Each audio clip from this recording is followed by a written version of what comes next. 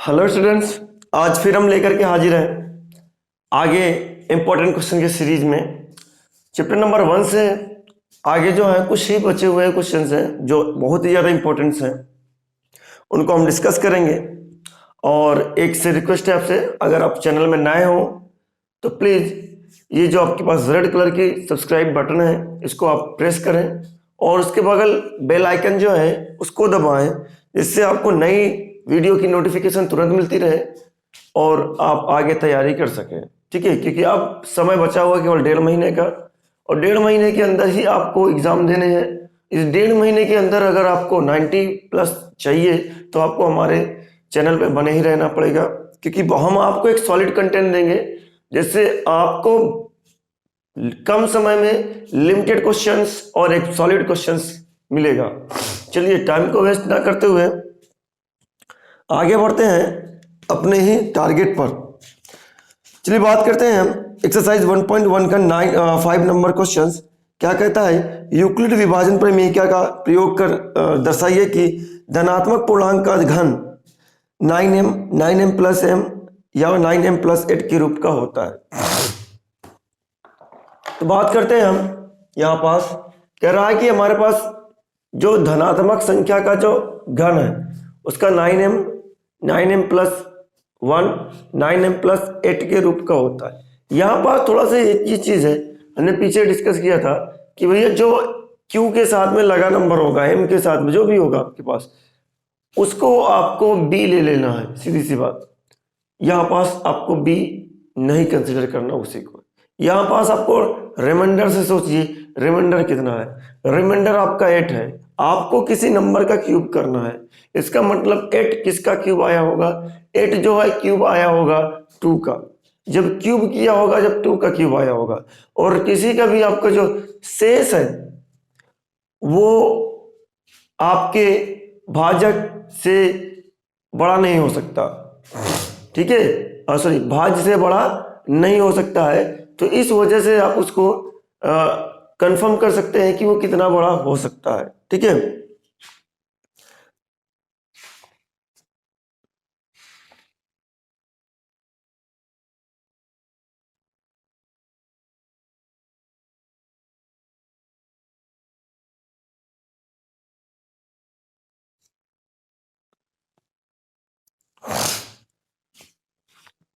तो हम question number 9 की बात करते हैं, सॉरी क्वेश्चन नंबर 5 की बात करते हैं। यहां पास मान लेते हैं, माना एक धनात्मक पूर्णांक जो है वो क्या है, a है। कोई एक धनात्मक पूर्णांक कितना है, a है। अगर ये a है और दूसरा धनात्मक पूर्णांक कितना है, दूसरा पूर्णांक जो है वो क्या है, दूसरा पूर्णांक जो अगर देखा जाए वो हमारे लिए मान लेते हैं b है। लेकिन b की जो वैल्यू होगी वो कितनी होगी, वो यहाँ पास जो मौजूद नंबर है जिसको प्रूफ करना है हमको, 9m plus 1 9 plus 8 9m plus 8, इससे आपको कंफर्म करना है कि b कितना लेना पड़ेगा। तो हमारे पास लास्ट में जो रिमाइंडर है वो 8 आ रहा है। जो 8 है वो घन करके लाया है, क्योंकि घन का आपको प्रूफ करना है। अगर घन का जो है वो 9m है, 9m प्लस 1 है और 9m प्लस 8 है, ये बोला गया है। अगर ये बोला गया तो यहां से कंफर्म करिए ये जो नंबर है ये घन है, किसी एक एक घन है। तो जब घन किया गया होगा तो ये 8 जब नंबर आया होगा वो 8 नंबर किसका घन हुआ होगा, 2 का हुआ होगा। इसका मतलब जो b है वो 2 से बड़ा होगा। कितना बड़ा होगा, जस्ट एक नंबर बड़ा होगा। 2 से बड़ा कितना होगा, 3 होगा। ठीक है, b आपको पता चल गया कितना होगा, 3 होगा, 2 से बड़ा। अब बात करते हैं यूक्लिड विभाजन प्रमेय से।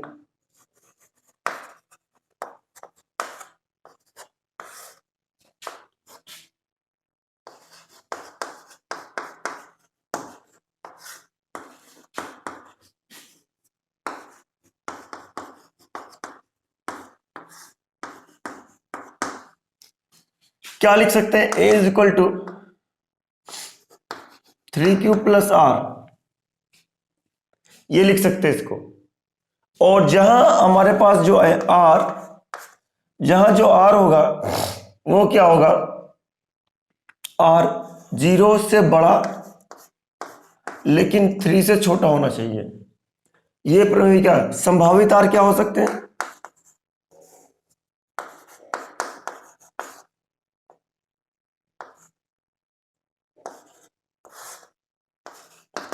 संभावित आर जिसे आप शेषफल कह सकते हैं, या तो वो 0 हो सकता है, या 1 हो सकता है, या 2 हो सकता है। ठीक है, तो जहां बारी बारी से चेक कर ले, जब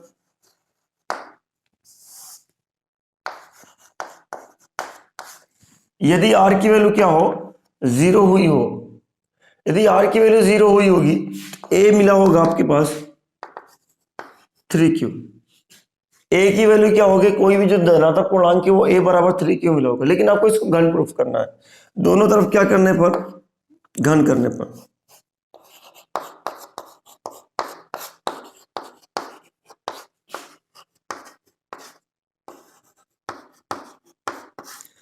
दोनों तरफ जब घन करोगे क्या मिलेगा, ए का क्यूब 3 का क्यूब, ए का क्यूब क्या मिलेगा, 3 3 जा 9 9 27 क्यूब का। अब यहां देखें, आप यहां से अगर 9 बाहर लेते हैं, क्योंकि 9 के फॉर्म में मिलाकर 9 बाहर लेते हैं तो क्या बचता है, ये बचता है। तो ये भी तो पूर्णांक ही तो है, जब ये पूर्णांक है तो आप इसको लिख लीजिए 9m। m क्या है, पूर्णांक है, और m की वैल्यू क्या है 3 क्यू स्क्वायर। यहां के लिए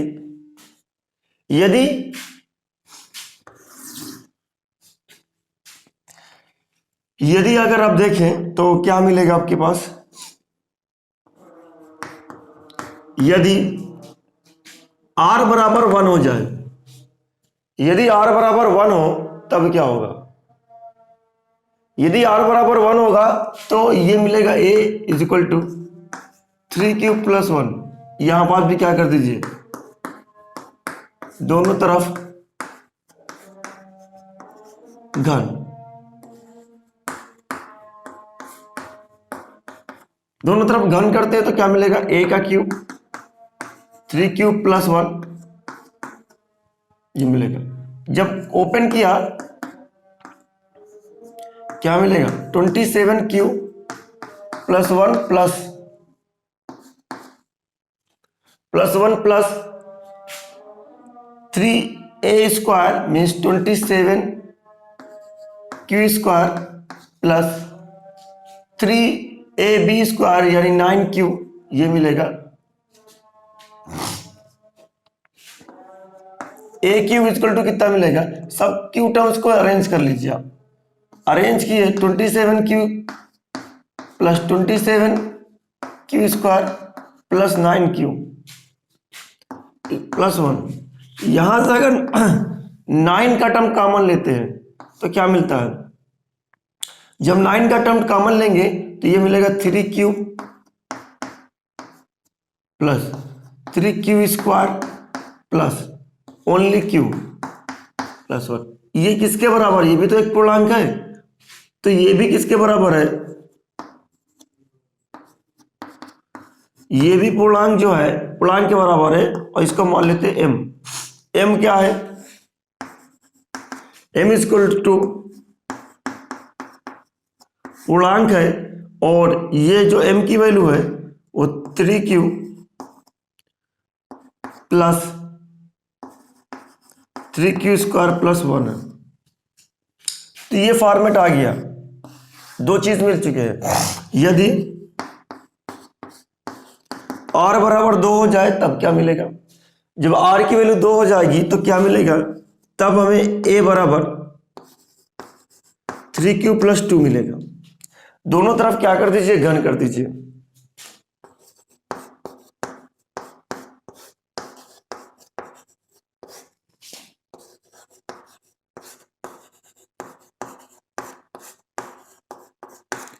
दोनों तरफ जब घन करते हैं तो क्या मिलेगा,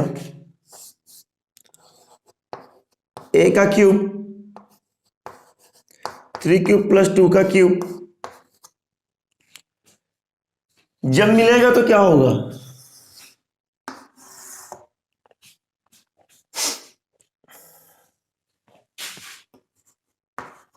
a का क्यूब 3 क्यूब प्लस 2 का होल क्यूब, तो ये मिलेगा 3 का क्यूब मीन्स 27 क्यूब प्लस, उसके बाद में फिर मिलेगा 27 फिर 54 क्यू स्क्वायर, फिर मिलेगा आपको, सर यहां पास 8 रख लीजिएगा प्लस का,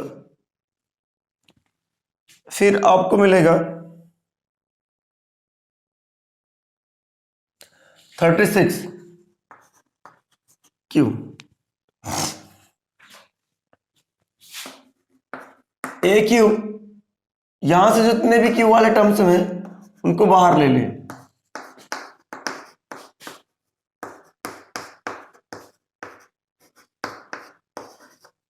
जैसे आपने बाहर लिया क्या मिला, 27 में से 9 बाहर आ गया, 9 बाहर आया तो क्या मिलेगा, 3 cube plus 6 Q square plus 4 Q,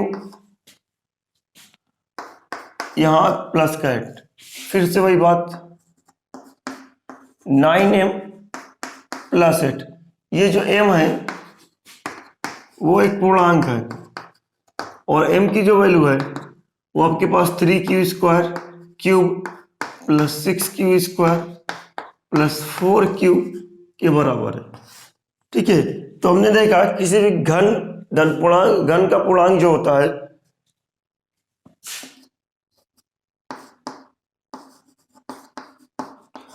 किसी भी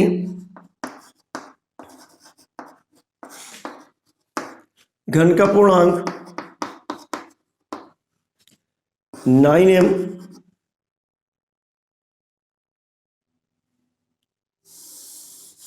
किसी भी धनात्मक पूर्णांक का घन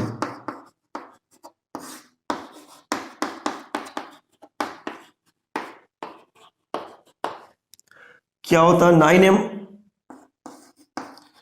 9m प्लस 1 9m प्लस 8। ठीक है, ये होता है, आई होप समझ में आया होगा। पॉज द वीडियो और नोट डाउन। आगे बढ़ते हैं क्वेश्चंस में।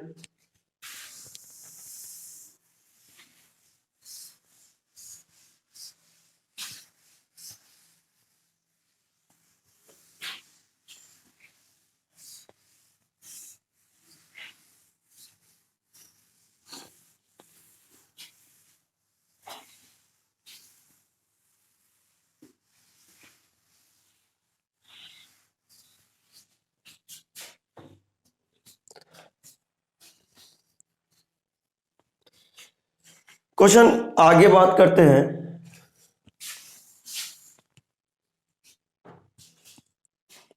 अब आगे जो इंपॉर्टेंट क्वेश्चन की सीरीज है वो क्या है, मैं हाँ पेज नंबर 10 पे जो प्रमेय है अंगगणितीय आधारभूत प्रमेय, इसको अब याद कर लीजिएगा, ये लिखने को आ सकती है। फिर हम बात करते हैं 1.2 में क्वेश्चन 2, 3, 4, 5 और 7 की। ठीक है, इसकी बात करते हैं। तो प्रश्नावली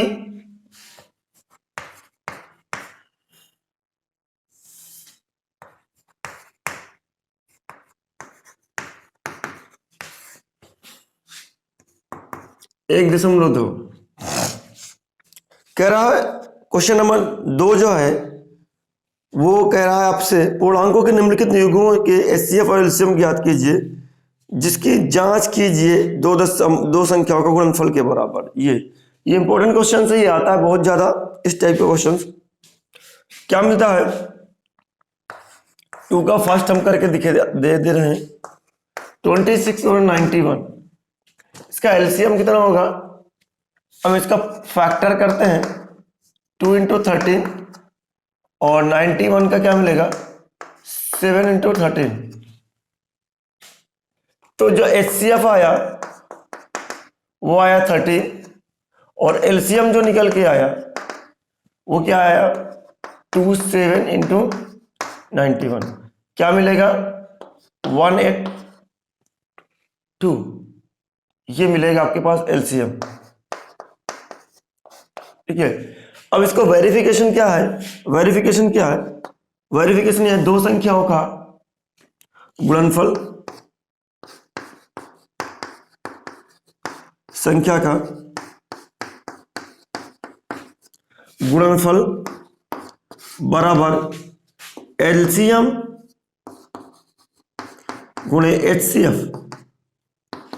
दो संख्या का गुणनफल क्या है आपके पास, अगर देखा जाए 26 इंटू 91, यहां पास LCM कितना है 182 और HCF कितना है 13 है।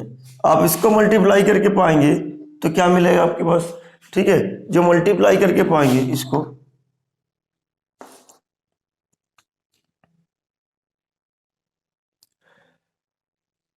13 टू जा 26 और 13 8 जा 104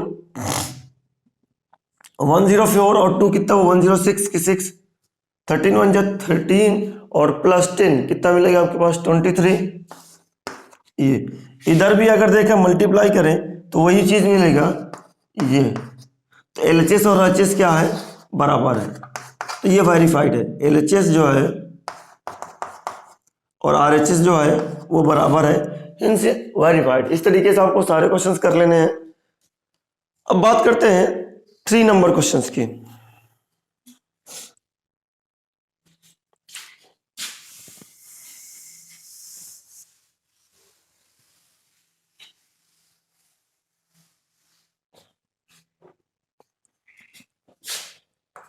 थ्री नंबर जो क्वेश्चन है वो ये कहता है अभाज्य गुणनखंड विधि द्वारा निम्नलिखित पूर्णांकों के HCF और LCM ज्ञात कीजिए। अभाज्य गुणनखंड विधि द्वारा निकालना भाई, ठीक है, तो हम पहला कर देते हैं आपको।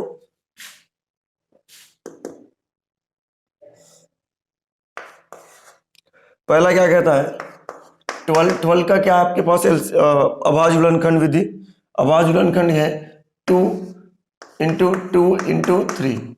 अगर आप इसको कैलकुलेट करें तो 2 की पावर 2 इंटू 3 ये निकल के आएगा। इसी तरीके से 15 3 इंटू 5 21 3 इंटू 7। अब इसमें भाई साहब जो कॉमन है, जो कॉमन है और पावर मिनिमम है जिसकी, वही लिया जाएगा। तो HCF क्या होगा, HCF देखा जाए ये 3 ये 3 ये 3, इसका मतलब 3। LCM क्या होगा, LCM जो होगा अगर देखा जाए तो जो कॉमन है वो तो आएंगे, जो नॉन कॉमन है वो भी आएंगे। जो कॉमन था वो 3 था, नॉन कॉमन 2 है, 2 की पावर 2 और 5 है और 7, ठीक है। तो यहां से अगर देखा जाए 3 2 जा 3 5 जा 15 15 और 6 जा 15 6 जा 19 इंटू 7, सॉरी 15 4 जा 60 4 मिलेगा यहां से। उसके बाद में मल्टीप्लाई करें 42 ये मिलेगा, LCM ये निकल के आया। HCF आपके पास 3 है, LCM 420 होगा, ठीक है। पॉज द वीडियो और नोट डाउन, बाकी क्वेश्चंस कर लीजिए इसी तरीके से आपके।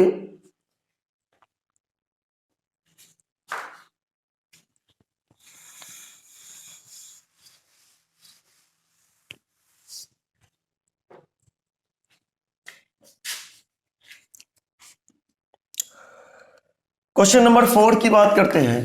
ये क्या कहता है, HCF कितना दिया गया है भाई, HCF दिया गया है 306 कामा 5 से 5 6 5 7, ये कितना दिया गया है 9। एलसीएम ज्ञात करना है। एलसीएम कितना होगा नहीं मालूम। तो हमें क्या पता है, हमें पता है दो संख्याओं का गुणनफल बराबर एलसीएम गुणे एचसीएफ। सीधी सी बात है, उसको लगाते हैं। दो संख्या का गुणनफल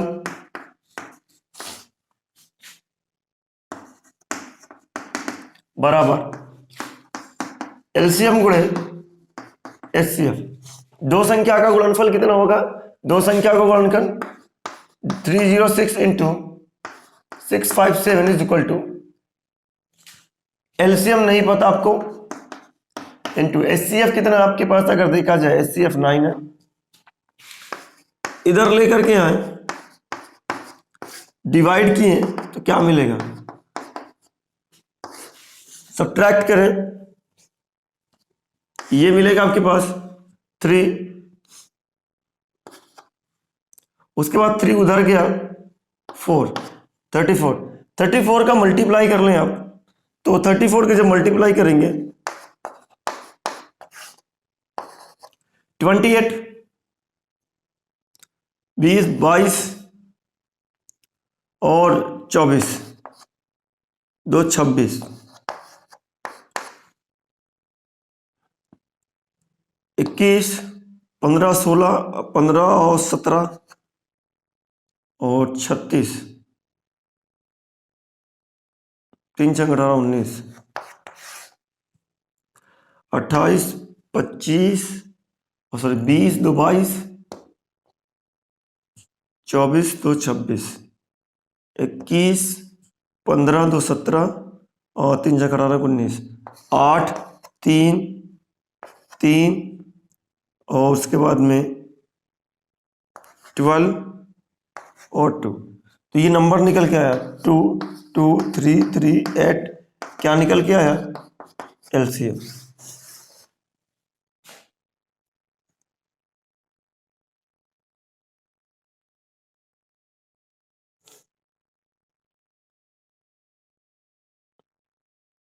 ठीक है, तो एलसीएम जो निकल के आया ये निकल के आया है। तो आगे बढ़ते हैं, pause the video, note down.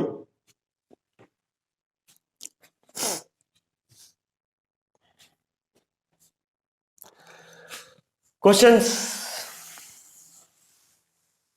आगे की बात करते हैं।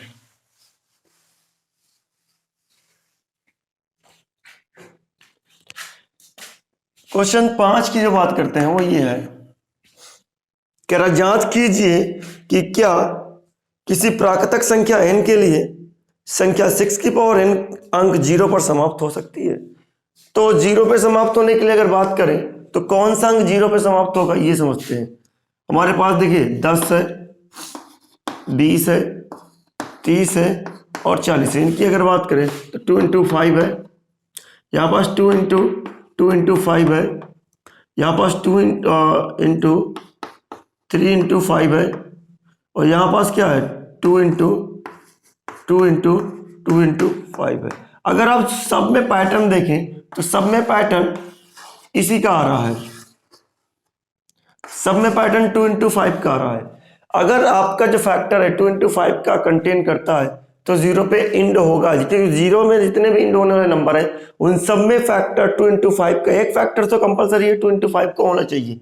अगर ये 2 इंटू 5 का फैक्टर है तो क्या मिलेगा 0 पे कन्वर्ट हो जाएगा। अगर फैक्टर का इसका नहीं है तो कोई भी कन्वर्जन नहीं होगा। तो हमारे पास क्या दिया गया है, 6 की पावर n का क्या मतलब है, 6 की पावर n का मतलब है 2 की पावर 2 इंटू 3 की पावर n, 2 इंटू 3 की पावर n, ठीक है। 2 इंटू 3 की पावर n में 2 क्रॉस 5 का अभाज्य गुणनखंड नहीं है,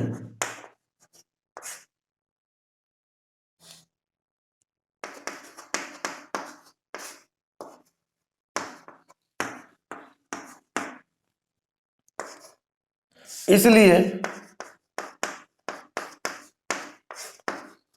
या किसी भी n के लिए किसी भी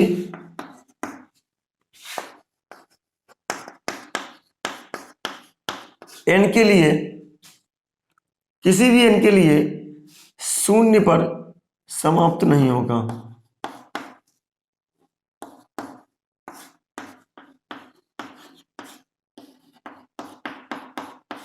शून्य पर समाप्त नहीं होगा, ठीक है, किसी भी n क्लियर हो गया बात। तो ये हमारे पास 2 into 5 ये हमने मालूम कर लिया, 0 पर समाप्त नहीं होगा किसी भी n के लिए, ठीक है। Pause the video and note down.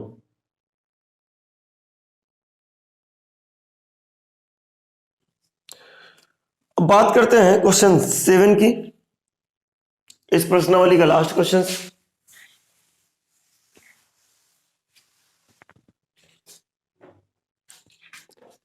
7 number question क्या कह रहा है इसका, किसी खेल के मैदान के चारों ओर एक वृत्ताकार पथ है और मैदान का चक्कर लगाने में सोनिया को 8 मिनट लगते हैं। चक्कर लगाने में लगा समय,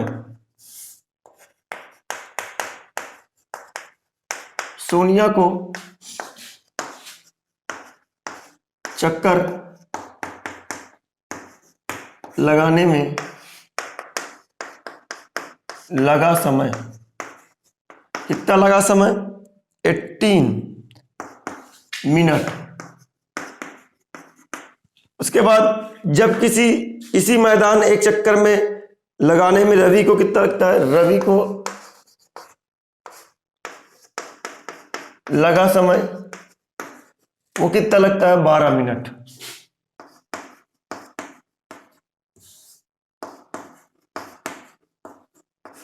रवि को 12 मिनट लगते हैं।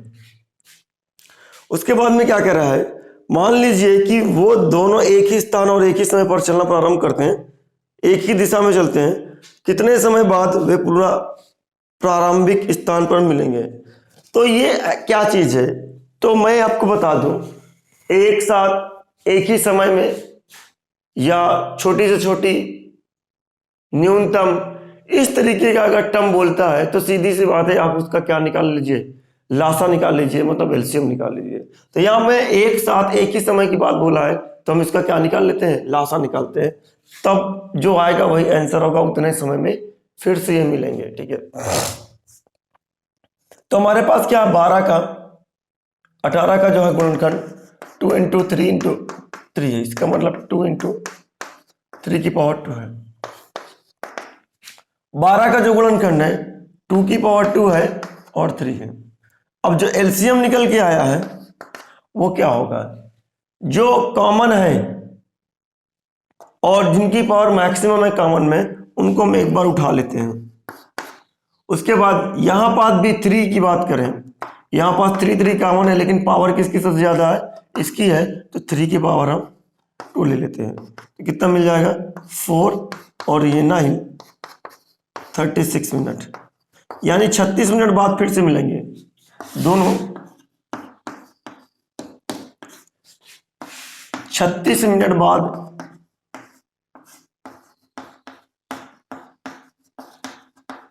मिलेंगे, ठीक है। तो ये रहा आपका आज का